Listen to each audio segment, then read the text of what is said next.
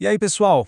Bora embarcar numa jornada de fé que atravessou 2 milênios? Uma história que começa com um simples carpinteiro na Galileia e se transforma numa das maiores forças espirituais aqui no Brasil? Como é que uma mensagem que começou lá no Oriente Médio ecoou com tanta força no nosso país? É isso que a gente vai descobrir juntos. Pois é exatamente essa conexão, essa linha do tempo que a gente vai seguir. Uma corrente de fé que não foi quebrada por impérios, por perseguições, nem pelo tempo. Vamos entender como essa chama foi passada de geração em geração até chegar quentinha aqui para nós. E bom, para entender essa história, a gente tem que voltar lá para o começo, né? Para a fonte de onde todo esse rio de fé começou a jorrar, a pessoa de Jesus de Nazaré.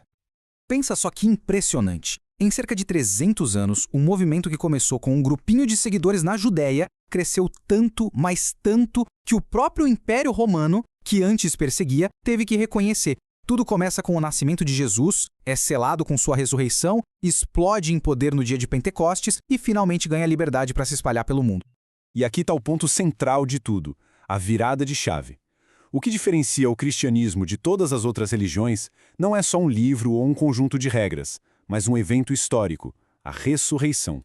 A fé em um fundador que não ficou no túmulo é a rocha, a base sobre a qual toda a fé cristã foi construída até hoje. E aí, 50 dias depois da ressurreição, acontece o que a gente pode chamar de Big Bang da igreja. Aqueles mesmos discípulos que estavam escondidos com medo, de repente são cheios de um poder sobrenatural. Eles começam a pregar com uma coragem que converte de uma só vez 3.000 pessoas. A igreja não apenas nasceu, ela explodiu em cena. Mas claro, como todo rio que corre por muito tempo, esse rio da fé enfrentou alguns desvios, sabe? A água ficou um pouco turva. Por isso, foram necessários alguns momentos de renovação, de fogo mesmo, para purificar tudo e trazer o rio de volta para o seu curso original. O primeiro grande momento dessa purificação veio com Martinho Lutero. Ele olhou e viu que a fé tinha se complicado com um monte de tradições e regras humanas. E qual foi a resposta dele? Voltar para o básico, para essas 3 verdades fundamentais que a gente vê aqui. A salvação é um presente, de graça. A gente recebe esse presente só pela fé, e a nossa única autoridade é a Bíblia. Simples, direto e absolutamente revolucionário. Alguns séculos depois, veio John Wesley e adicionou uma nova dimensão a isso. Para ele, a fé não era algo só para a mente, para o intelecto. Tinha que ser para o coração. Essa busca por uma experiência pessoal, real, transformadora com Deus, esse tal de coração aquecido, foi o que preparou o terreno para o que viria a seguir. Um movimento que não só ia sentir a fé, mas testemunhá-la com poder. Agora, guarda bem este ano na memória. 1906. Um único ano. Um ponto no tempo que se tornou o epicentro de um verdadeiro terremoto espiritual que mudaria o cristianismo para sempre. E o epicentro desse terremoto foi ali, num lugar super humilde, um antigo estábulo em Los Angeles. E o líder era William Seymour, um pregador negro, filho de ex-escravos. Naquele lugar, as barreiras de raça, de classe social, tudo isso desmoronou enquanto as pessoas eram batizadas no Espírito Santo, falando em outras línguas, profetizando. A Rua Azusa não foi só um evento local, foi o acender de uma tocha que se espalharia pelo mundo todo. E essa tocha, esse fogo pentecostal, não ficou só por lá. Ele cruzou o oceano, guiado por uma chamada de Deus, para uma terra que, até então, era completamente desconhecida para 2 jovens missionários. Essa tocha chegou ao Brasil pelas mãos de uma dupla que, olha, parecia improvável, mas que foi perfeitamente orquestrada por Deus. De um lado, Gunnar Wingren, o teólogo, a mente, o grande pregador. Do outro, Daniel Berg, o trabalhador incansável, o coração, aquele que ia de casa em casa. Juntos, eles eram a combinação perfeita de doutrina e prática, de palavra e ação. E agora vem a parte da história que é de arrepiar. Eles não tinham um plano estratégico, um mapa, um estudo de mercado, não. Eles tinham uma única palavra que ouviram em oração: Pará. Um lugar que eles nem sabiam direito onde ficava. Mas a obediência a essa única palavra foi o que deu início a um dos maiores movimentos de fé do planeta. E lá em Belém, essa mensagem sobre a experiência do batismo no Espírito Santo encontrou um coração aberto. Celina de Albuquerque foi a primeira a ter essa experiência. Claro, isso causou um choque na igreja batista que eles frequentavam e o grupo foi expulso. Mas o que parecia uma porta se fechando era, na verdade, Deus abrindo um portão gigantesco para o nascimento de um novo movimento no Brasil.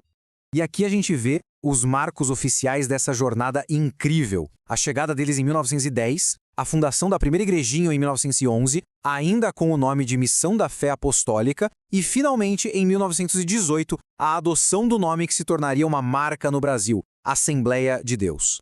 Mas olha, a história desses pioneiros não está completa. Falta uma peça fundamental.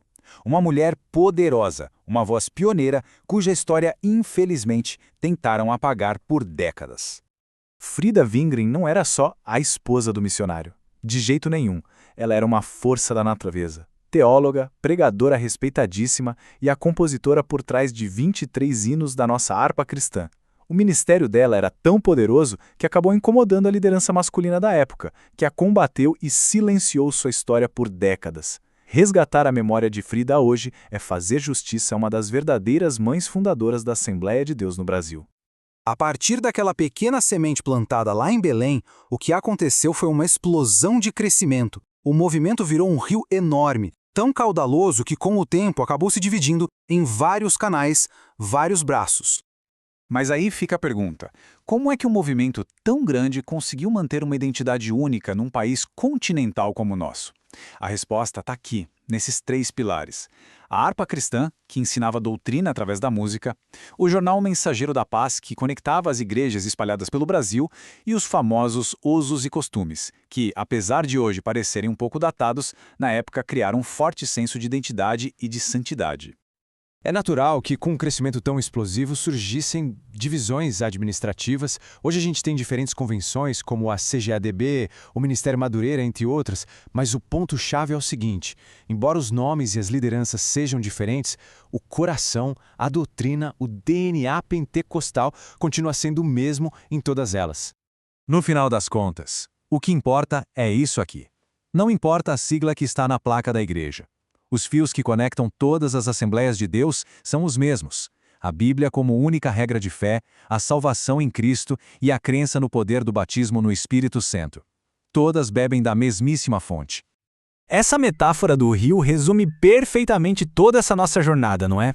Um rio que nasceu puro lá em Cristo, que recebeu afluentes importantes como a Reforma Protestante e os avivamentos, e que hoje corre por todo o Brasil, levando a mesma água viva que matou a sede dos primeiros discípulos.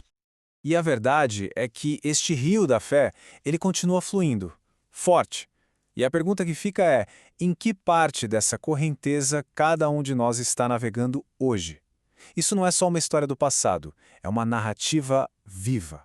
Entender de onde essa fé veio nos dá um novo sentido de quem somos e para onde vamos. A história continua e cada pessoa de fé é parte do próximo capítulo.